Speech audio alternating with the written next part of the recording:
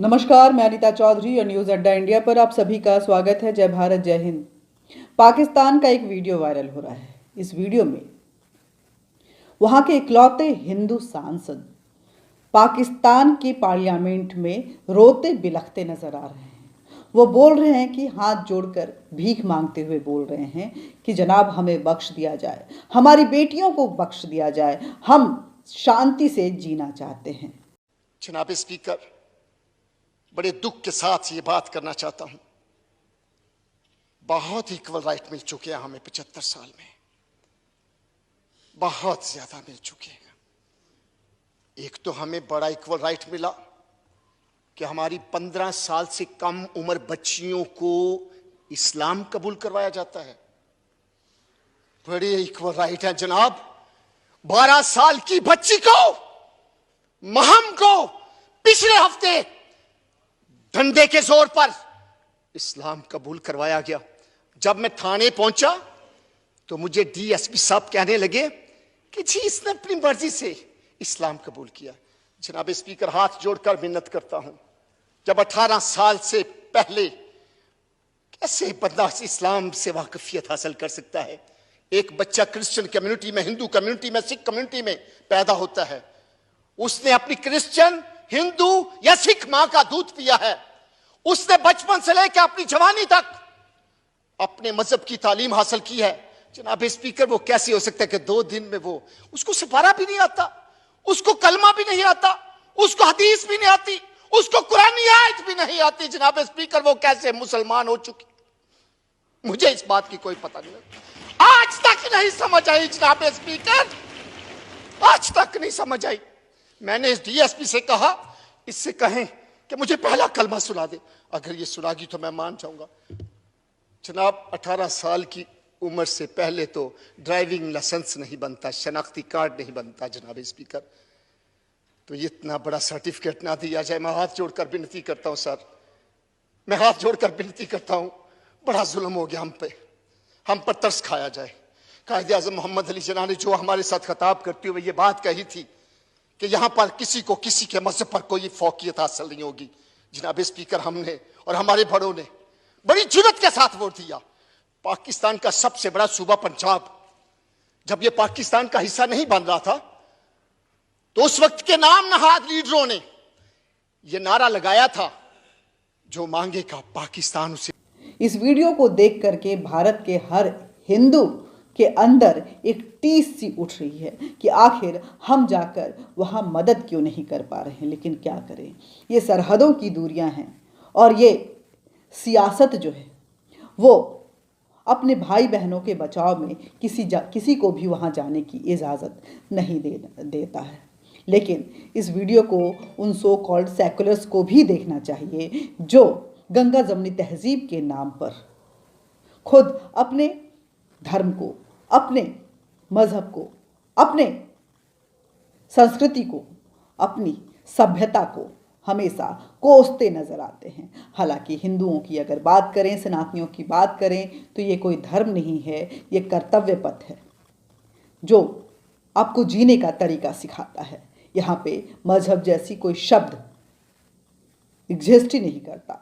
लेकिन चलो, आज के दौर में माने भी तो भारत के हिंदू जब बंटवारे के बाद पाकिस्तान गए तो अल्पसंख्यक बन गए, और वहाँ अल्पसंख्यक जो कि बंटवारे के समय में 14% थे, अब वो महज 1%, 2% के नंबर्स में रह गए हैं, क्योंकि धर्म परिवर्तन चरम पे है।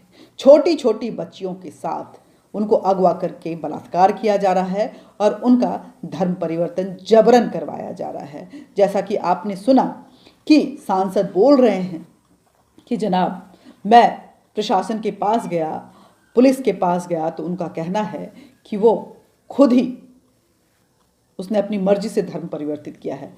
बताइए, कोई 12 साल की, 15 साल की लड़की जो कि अपने ही धर्म में पैदा हुई हो, हिंदू धर्म में पैदा हुई हो, वो भला जो कुरान के किसी कलमे को नहीं जानती हो, किसी आयत को नहीं जानती हो, वो अपना धर्म परिवर्तन अपनी मर्जी से कैसे कर सकती है? सवाल यही है। क्या ये रोना जो है सांसद साहब का बेबुनियाद है। तो इन तथ्यों के साथ हम आपके सामने रख रहे हैं कि ये जो तस्वीर है पाकिस्तान की वो कितनी खौफनाक है। खौफनाक इतनी कि आपको एक एक करके दिखाते जाते हैं। सबसे पहले दिखा रहे हैं कि किस तरह से पाकिस्तान में मौलाना जो हैं वो मास परिवर्तन करवाते हैं, बड़ी संख्या में लोगों को धर्म परिवर्तन के लिए मजबूर करते हैं और एक मुश्त बैठकर उनको करवाते हैं। ये वीडियो देखिए कैसे मौलाना बता रहे हैं कि इतनी संख्या में इतने लोग, इतने हिंदुओं ने इस्लाम कबूल किया। ये जो विजुअल है हिंदुओं को सार्वजनिक तौर पे जो धर्मांतरण किया करवाया जा रहा है, ये सिंध प्रोविंस में, पाकिस्तान के सिंध प्रोविंस की है, जहां हिंदुओं का धर्म परिवर्तन समारोह वहां किया जा रहा है। 30 पुरुष, 30 महिलाएं और उनके 28 बच्चे, कुल 88 हिंदुओं को 16 दिसंबर 2022 को वहाँ पे धर्मांतरित कर दिया गया, उनको इस्लाम कबूल करवा दिया। ये जो विजुअल है, ये जो तथ्य है, महज एक बानगी मात्र है। ये आए दिन की घटना है पाकिस्तान के अलग अलग प्रोविंस में। इस तरह की घटनाएं पाकिस्तान में आम हैं। देखिए एक और आपको दिखाने जा रही हूँ, जहाँ पे एक बूढ़ी माता जो है अपनी बेटी से मिलने के लिए किस तरह से रो रही हैं, लेकिन उन्हें मिलने नहीं दिया जा रहा है। इनकी बेटी जो कि 15 साल की थी, जिसका नाम चंदा महाराज था, उसकी माँ को उससे मिलने नहीं दिया गया। वो रो रही है कि मुझे एक बार मिलने दो, लेकिन नहीं दिया जा रहा है। वो अभी फ़िलहाल शेल्टर होम में है और उसका जबरन धर्म परिवर्तन करवा दिया गया था। सिर्फ ये ही नहीं, आपने अभी देखा होगा कि भारत ने भी उस घटना पे ऐतराज़ जताया था, अपना विरोध दर्ज किया था। शांति जोगी नाम की लड़की जो कि विवाहित थी, पाकिस्तान के कट्टरपंथियों ने हिंदू विवाहित महिला का जबरन अपहरण करके उसके साथ मास सामूहिक बलात्कार किया और फिर उसको कन्वर्ट कर दिया इस्लाम में, उसका कन्वर्जन हो गया। शांति जोगी अपने परिवार में वापस जाना चाहती थीं और जब आई तो उन्हें जान से मारने की धमकी दी गई। ये घटना भी सिंध प्रांत के उमरकोट की थी।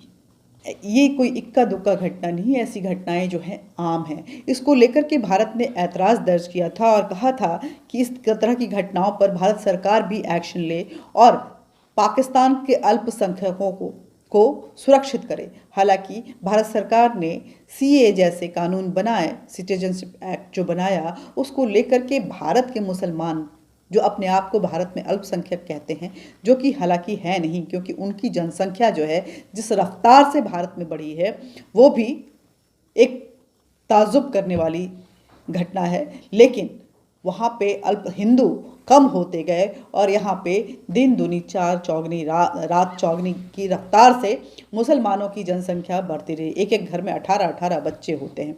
तो वहाँ पे उस अल्पसंख्यकों के लिए जब कानून लाया गया तो यहाँ के मुसलमानों ने कितना विरोध किया था और वो विरोध किस तरह से दंगा में तब्दील हुआ था 2020 के दिल्ली दंगा में, ये हम सभी जानते हैं। उस समय में कैसे कैसे नारे लगे थे, ये हम सब ने देखा था। इस शांति जोगी के अपहरण को लेकर के, धर्म परिवर्तन को लेकर के, अल्पसंख्यकों पर अत्याचार को लेकर के भारत सरकार ने विरोध दर्ज किया था। पाकिस्तान में अल्पसंख्यकों की ज़िंदगी को जिस तरह से जहन्नुम बना दिया गया है, उनके हालात बद से बदतर होते जा रहे हैं, उसको लेकर के बीजेपी के ही एक नेता ने आवाज़ उठाई थी कि भारत सरकार इस पर एक्शन ले।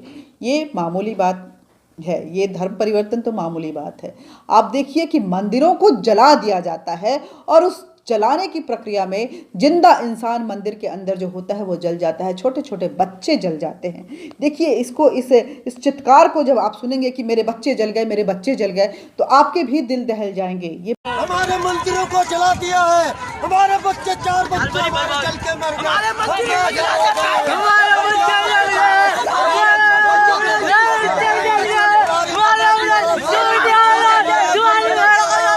पाकिस्तान की गवर्नमेंट ने लूट लिया हम लोगों को।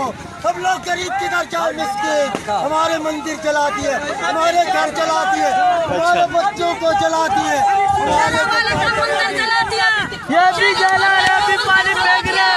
ये पाकिस्तान के लिए आम घटना है।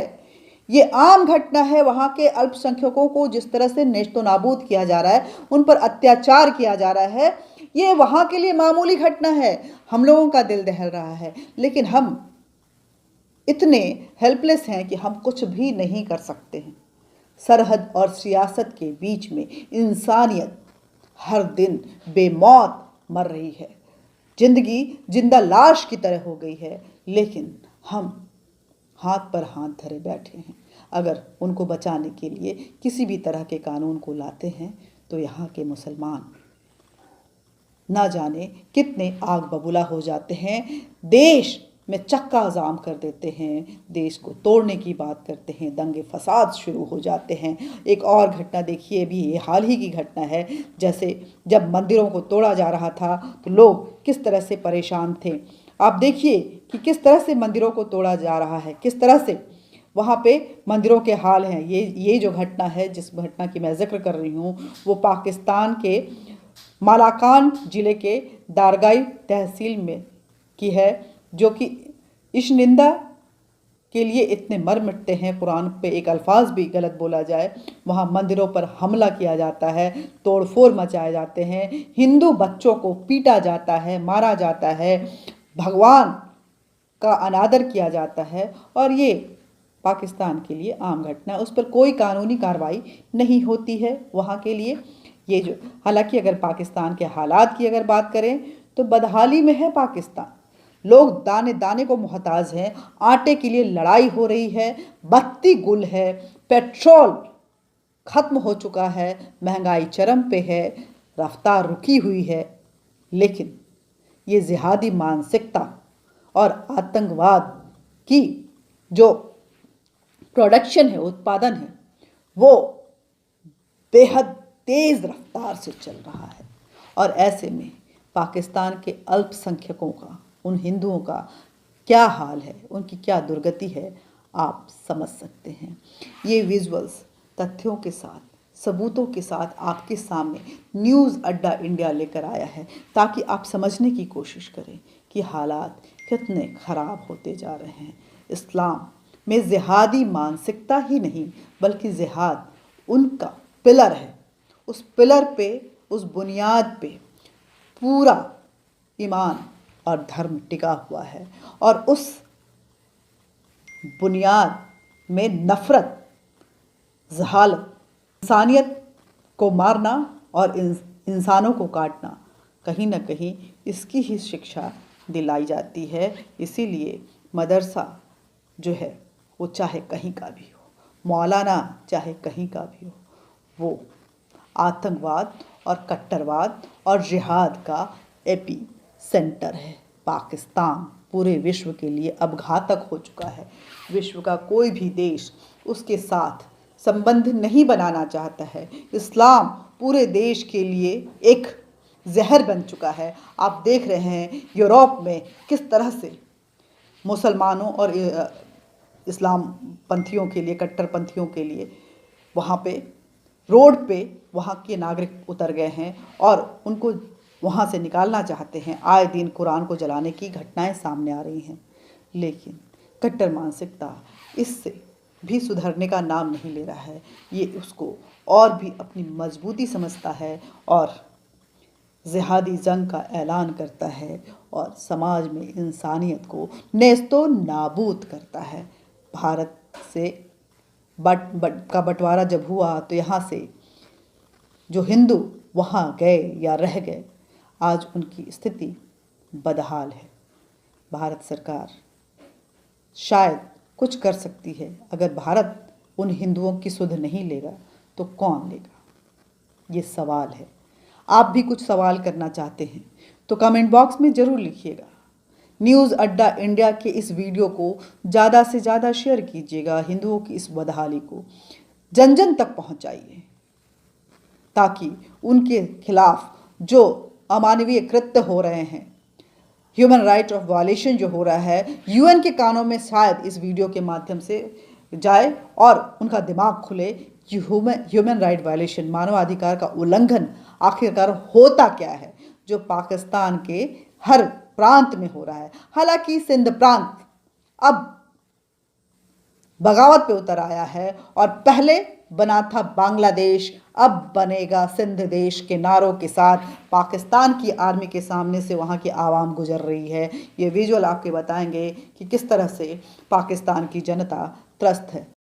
सिंधु देश आज बनेगा सिंधु देश, आजादी कल बना था बांग्लादेश, आज बनेगा सिंधु देश, कल बना था बांग्लादेश, आज बनेगा सिंधु देश।